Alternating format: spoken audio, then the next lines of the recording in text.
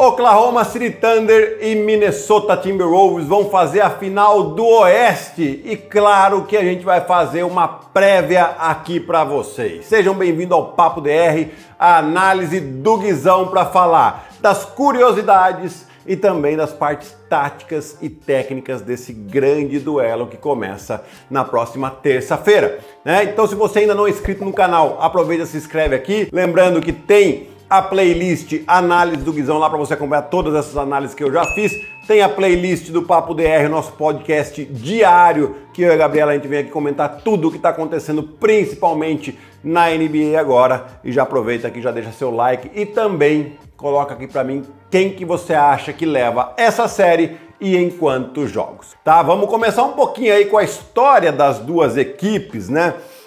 O Minnesota Timberwolves, que é uma equipe jovem, entre aspas, aqui na liga, né? Entrou na expansão ali de 89, mas não obteve muito sucesso nos primeiros 20 anos de franquia, 25, podemos até colocar. Chegaram numa final de conferência lá em 2004, quando eles tinham Kevin Garnett e Sam Cassell no time também, né? O Kevin Garnett naquele ano foi MVP da temporada, mas eles pararam naquele super time do Lakers numa final de conferência em que tinha o Shaquille O'Neal, Kobe Bryant, tinha também o Karl Malone e o Gary Payton, né? Esse time que depois perdeu para o Detroit Pistons na final de 2004, um timaço do Detroit Pistons. Enfim, isso aqui é história para outro vídeo, né? Depois eles foram chegar de novo numa final de conferência na temporada passada, né? Depois de ganhar do Denver Nuggets no jogo 7, lá em Denver, depois de estar perdendo por 20 pontos, chegaram para jogar a final de conferência contra o Dallas Mavericks e acabaram perdendo por 4-1.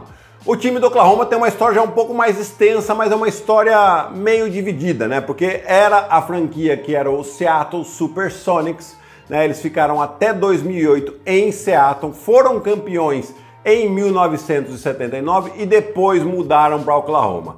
Eu não sei se o torcedor do Oklahoma considera esse título de 79 não, né? Tudo bem que lá os Lakers também consideram quando era Minneapolis Lakers. Pra história, beleza, para você contar títulos, maravilha. Mas o torcedor não teve ali, né, o sabor de ser campeão. E o time nos últimos 15 anos aí vem realmente batendo na trave, né? A quinta final de conferência que eles chegam desde que se mudaram para Oklahoma. A última foi em 2016, quando ainda o Kevin Durant estava no time, quando estava o Russell Westbrook também, depois o Kevin Durant foi para o Golden State Warriors, né? E eles acabaram tomando uma virada, pois venciam o Golden State Warriors por 3-1, tomaram a virada por 4-3 e aí o Kevin Durant resolveu sair. Eles chegaram também na final em 2012 contra o Miami Heat, né? Tomaram lá uma varrida de 4-0 contra o Miami Heat, 4-0, 4-1, não vou lembrar direito não, mas eu sei que eles perderam para o Miami Heat, foi o primeiro título do LeBron James. Quem não lembra aqui do primeiro título do LeBron James na NBA, não é? Foi contra esse time do Oklahoma que, além de Kevin Durant e Russell Westbrook, também tinha um jovem James Harden que vinha do banco e tinha um impacto bastante importante, né? Então essas equipes agora vão se enfrentar nessa final de conferência.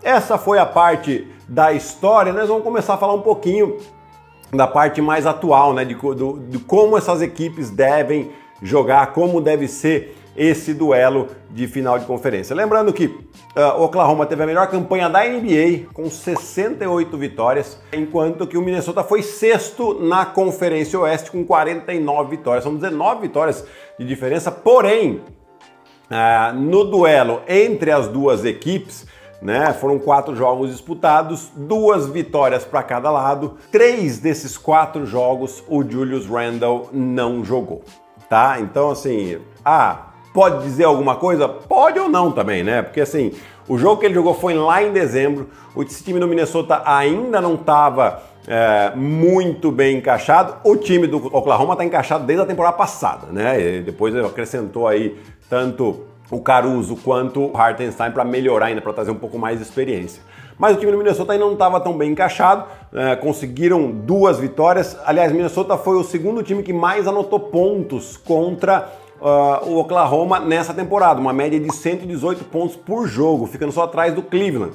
Cleveland jogou só 2 vezes contra o Oklahoma, o time do Minnesota jogou 4. Então assim, teve uma questão, um probleminha aí defensivo, não conseguiu fazer valer a sua força defensiva Oklahoma contra o Minnesota, apesar de 2 vitórias e 2 derrotas. né? E assim, quais que foram os pontos aqui que nesses jogos acabaram sendo importantes, né? Questão de defesa por zona. O Minnesota defendeu por zona, foram 52 vezes que eles defenderam por zona Oklahoma e tiveram bastante sucesso. Eles conseguiram nessas 52 vezes que defenderam Oklahoma a manter 0,81 pontos por posse cada vez que o Oklahoma atacou, tá? Então assim, isso é bem baixo, isso é uma ótima defesa, é como se você tivesse um aproveitamento de 40% em arremessos de 2 pontos. Pouco mais aí de 30% de aproveitamento de 3 pontos, que é bastante baixo, assim, considerada uma boa defesa. E por que essa defesa zona ela é importante da gente falar? O time do Denver defendeu muito a zona contra o Oklahoma e trouxe muitos problemas para o time. Então, eles também tiveram médias baixas de aproveitamento contra a defesa por zona, à exceção do jogo 7. No jogo 7 eles atacaram muito bem, conseguiram colocar a bola no centro do garrafão, quebrar aquela primeira linha que eu sempre falo que tem que quebrar a primeira linha da defesa da zona para depois colocar a bola para correr. E eles conseguiram fazer muito bem nesse jogo 7 contra o Denver Nuggets e não à toa, né? Não foi só isso, mas não à toa acabaram vencendo bem esse jogo número 7. Né? Então assim, a defesa por zona a gente vai ver por momentos importantes nessa série. Uma outra coisa é a defesa em Shai Gilgeous-Alexander. Shai Gilgeous que tem uma média de 34 pontos por jogo nos últimos 3 anos contra a Minnesota.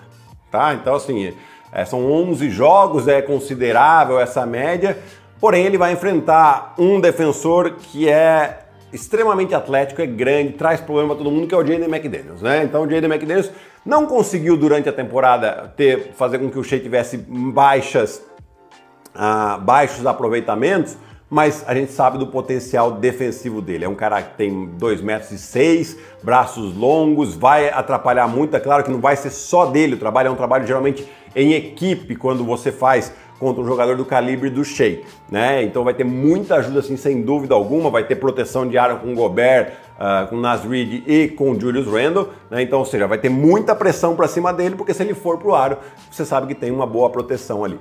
Mas pode acontecer que o novato Jaylen Clark, que não jogou muito até aqui, do Minnesota Timberwolves, entre em ação, porque na temporada regular ele defendeu o Shai aí por 70 posses. E ele conseguiu manter o Shai com aproveitamento real ali, que eles têm uma forma de aproveitamento real ali, em apenas 25%. Então esse pode ser um fator. Pro lado de Minnesota a gente sabe que o Anthony Edwards vai ser o cara que puxa pontos, sem dúvida alguma. Mas o fato do Julius Randle não ter jogado, então assim, você vai fazer com que os grandes do Oklahoma tenham, um dos grandes tem que sair do garrafão, né? Seja o Hartenstein ou o Chet ou o Jalen Williams que chegar, né? Quem que pode ser um cara que defenda o Julius Randle se ele estiver causando prejuízo para o Oklahoma? Alex Caruso. A gente viu o trabalho que ele fez, realmente excelente, excelente para cima do Nikola Jokic, principalmente no jogo 7, né? E um outro ponto aqui que vai ser de fundamental para as duas equipes, né? A questão de turnovers. O Minnesota nos últimos 3 jogos contra o Golden State ele teve uma média de 21 turnovers, é muita coisa, gente. 21 bolas perdidas, são praticamente 5 bolas por quarto. Tá? Então são 5 bolas que você entrega para o seu adversário. Não entrega, lógico, tem o trabalho da defesa que força esses erros também, né? Mas porque contra o Oklahoma é ainda mais importante? Porque o Oklahoma, nesse playoff, tem médias de 24 pontos de turnovers dos adversários por jogo. Quer dizer, praticamente quase um quarto de pontos, né? Que times ali fazem 100, 110 pontos, então 24 é quase que 25% dos pontos da equipe em erros dos adversários. Então vai ter que ter um trabalho de proteção de bola, vai ter que ter um trabalho, principalmente do Minnesota aí, de trabalhar sem a bola para receber, para colocar essa bola para correr e garantir a posse que não percam, né? Lógico que a característica desse time do Oklahoma o ano inteiro foi pressionar a bola, pressionar as linhas de passe e provocar esses erros dos adversários. Não à toa que para mim, eles têm a melhor defesa de toda a NBA. Mas agora é uma série melhor de 7 jogos. 3 numa casa, 3 na outra. Se precisar do 7º, vai ser em Oklahoma, né? Quem ganhar 4 primeiro leva. Para dar o meu palpite aqui, eu acho que o Oklahoma leva essa série, porém, em 7 jogos. Quero saber de vocês aqui qual que é a sua opinião. Coloca aqui pra mim, né? E antes de terminar o vídeo, eu tava me esquecendo uma coisa importante aqui, tá? O Chris Finch, durante a temporada, técnico do Minnesota Timberwolves, durante a temporada em um dos jogos, ele fez uma reclamaçãozinha aí, né? Falando que o time do Oklahoma faz falta demais e que se você chegar perto do Shai, é sempre falta. It's so frustrating to play this team because they foul a ton. You know, they really do. They foul all the time. And then, you know, you can't really touch Shai. And it's a very frustrating thing, and it takes a lot of mental toughness to try to play through it. Então, vai ser um jogo também de pressionar a arbitragem em relação às faltas, em relação aos lances livres, né? O Chris Finch, ele deu essa declaração lá na temporada regular, mas você pode ter certeza que ele vai usar isso também em suas entrevistas a hora que ele achar necessário, né? Ele não vai começar falando isso também para não ser, para não dar chance para a arbitragem, mas a hora que ele vê que tiver algum jogo em que ele, na ideia dele, seja mais para um lado que para o outro, você pode ter certeza que ele vai usar isso. Então deixa seu like aí, se inscreve no canal, dá aquela hypada no vídeo e lembra de comentar aqui quem que você acha que vai ganhar e em quantos jogos pra gente. Até o próximo vídeo, tchau!